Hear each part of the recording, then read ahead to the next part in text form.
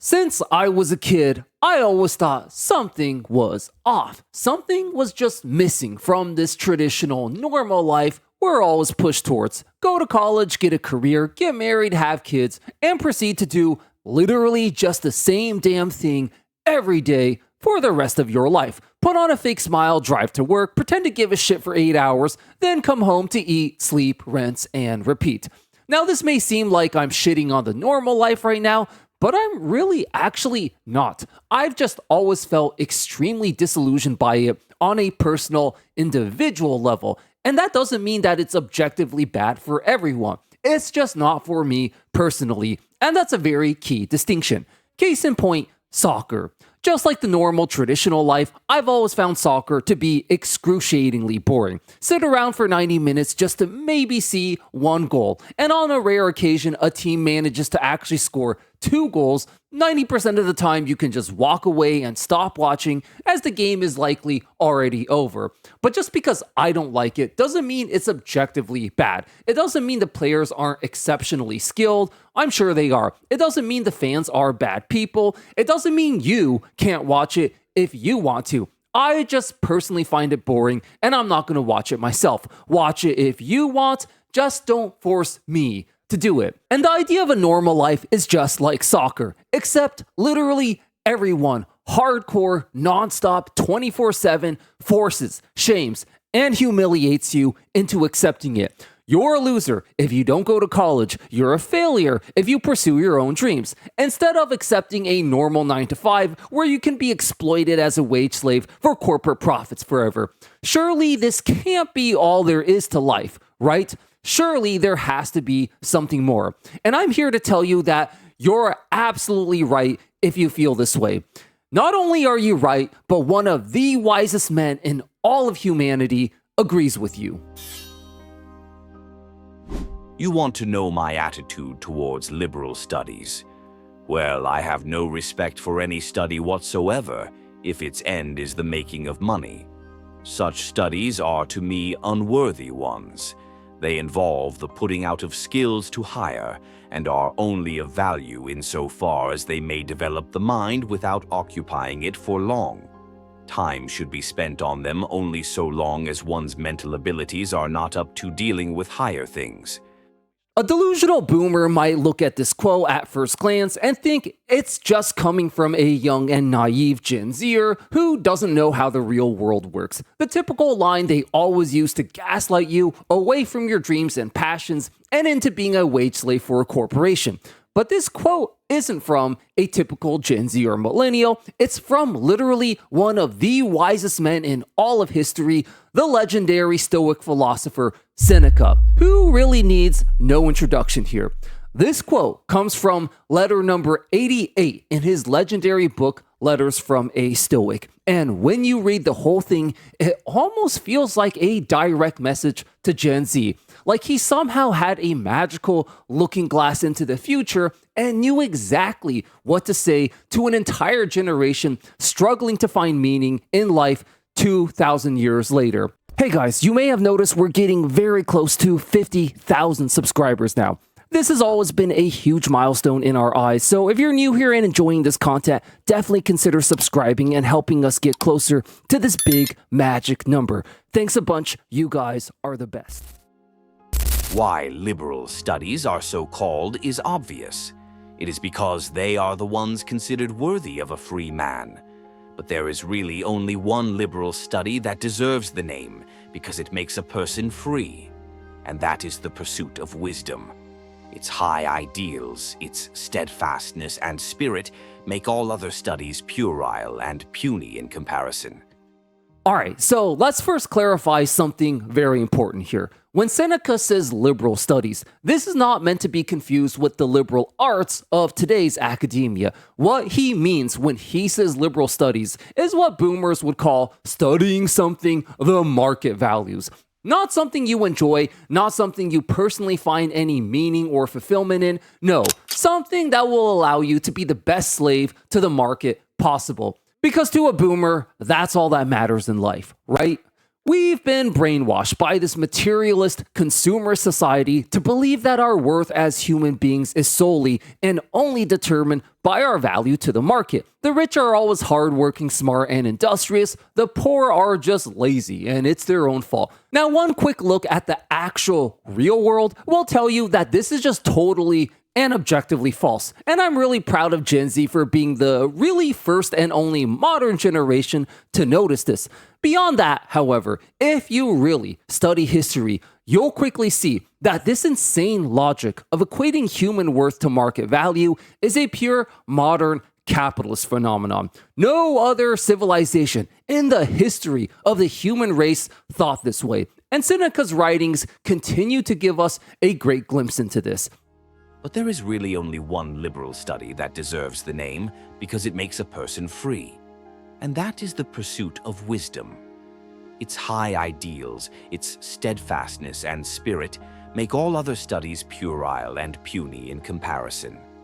Do you really think there is anything to be said for the others when you find among the people who profess to teach them quite the most reprehensible and worthless characters you could have as teachers? All right, to have studied that sort of thing once, but not to be studying them now. The question has sometimes been posed whether these liberal studies make a man a better person. But in fact, they do not aspire to any knowledge of how to do this, let alone claim to do it. You've probably heard your boomer parents mock the subjects of history and philosophy before, because of course, what job can you even get with that? It's always just about being a slave to the market, to them. Let's just flush down 10,000 years of incredible human history and knowledge because it's not profitable to some sleazy, corrupt billionaire corporation, right? What Seneca is saying here, however, is that the liberal arts only teach you how to make a living, but they don't actually teach you how you should actually live. And boomers are a prime perfect example of what happens when you only care about money and profits and forget, how to actually be a decent human being.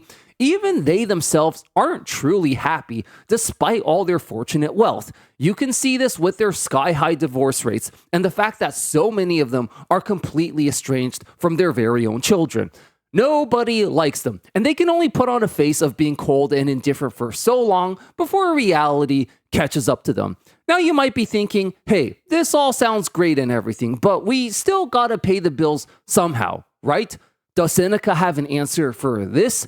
Well, yes, he does. And as it turns out, a pretty good answer at that. We've recently seen a massive wave of Gen Z and Millennials opting for minimalism and anti-consumerism as a way to escape the soulless 9-to-5 corporate life, cooking their own meals, moving abroad where life is cheaper, even starting these wonderful Gen Z retirement homes where you can live for as little as $430 a month, and that's including rent and 3 meals per day. And once again, Seneca's writings are shockingly similar to that of the Gen Z mindset. The geometrician teaches me how to work out the size of my estates, rather than how to work out how much a man needs in order to have enough. He teaches me to calculate, putting my fingers into the service of avarice, instead of teaching me that there is no point whatsoever in that sort of computation, and that a person is none the happier for having properties which tire accountants out, or, to put it another way, how superfluous a man's possessions are when he would be a picture of misery if you forced him to start counting up single-handed how much he possessed. What use is it to me to be able to divide a piece of land into equal areas if I'm unable to divide it with a brother? What use is the ability to measure out a portion of an acre with an accuracy extending even to the bits which elude the measuring rod if I'm upset when some high-handed neighbor encroaches slightly on my property? The geometrician teaches me how I may avoid losing any fraction of my estates, but what I really want to learn is how to lose the lot and still keep smiling. Let me be very clear. The question of how do you pay your bills is a very valid and fair question to ask, and we've made a lot of video guides on how to do exactly this, so check them out if you're interested in the solutions. I've posted all the relevant links in the video description. Now, probably the one biggest overall takeaway from this letter of Seneca is something I've personally been saying for a long time on this channel. That Gen Z is literally the only generation with balls. Bravery is the one which treats with contempt things ordinarily inspiring fear, despising and defying and demolishing all the things that terrify us and set chains on human freedom. Is she in any way fortified by liberal studies? Take loyalty, the most sacred quality that can be found in a human breast, never corrupted by a bribe, never driven to betray by any form of compulsion, crying, "Beat me, bum me, put me to death, I shall not talk. The more the torture probes my secrets, the deeper I'll hide them." Now, if you ask me, this sounds a lot like Gen Z refusing to be abused, exploited, and enslaved to their corporate slave masters. It sounds a lot like Gen Z saying, "I'd rather die than work a 9 to 5. The one thing being a slave to the market can't teach you is self-respect, dignity, and bravery. And that's why boomers were such corporate simps who let their bosses walk all over them and disrespect them, all in the name of money. And when you read Seneca's letters, it's almost as if he's preemptively roasting them for this 2,000 years before it actually happened. Part 3, it's even more relevant today. One fair question you might be asking is, Seneca's wisdom came from over 2 millennia ago. Is this stuff still relevant today in 2026 in a completely different time and era? I'm especially cognizant of the fact that advice and knowledge from past historical eras don't always translate well to the modern day. Just look at how outdated boomer advice from the 60s ruined our entire generation. And so I'm very much of the opinion that any so-called timeless wisdom from past generations needs to be evaluated on an individual basis to determine whether or not it's still relevant and viable today. And based on this, I would say that once you evaluate Seneca's advice, not only is it still relevant today, it's even more relevant today than it was back in Seneca's time. Much, much more, and here's why. When is all white-collar work gone? By when? Well, there's a lot of inertia. So even with AI at its current state, I'd say you're pretty close to being able to replace half of all jobs.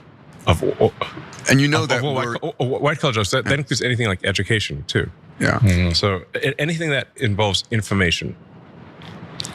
And anything short of shaping atoms, AI can do probably half or more of those jobs right now. When do you think optimists will be a better surgeon than the best surgeons? How long for that? 3 years. 3 years, okay. In a decent job market and economy, sacrificing your dreams to pursue a serious career that will make decent money is arguably worth it. But as we all know, we are not living in a decent job market or economy. We're living in the literal exact opposite of one. And I'm sure everyone here knows and has had personal, firsthand experience with this. When the job market already sucks this bad anyways, you might as well just pursue your own dreams at this point, whatever they are, as at this point there's just not that much to lose anyways. The advantages of a well-paid, stable career are just a total illusion when careers themselves are no longer even well-paid or stable anymore. Now, we've had weak economies and recessions before, but what's unique to the specific circumstances that Gen Z faces today is that this is not a temporary hiccup we're dealing with anymore. The job market is only going to get exponentially worse from here on out because of the rapid development of AI. And if that wasn't bad enough, AI is not even the biggest threat anymore. The narrative with AI was that you could still get a physical labor-based job like the trades, for example, and you'd be safe. But then this happened.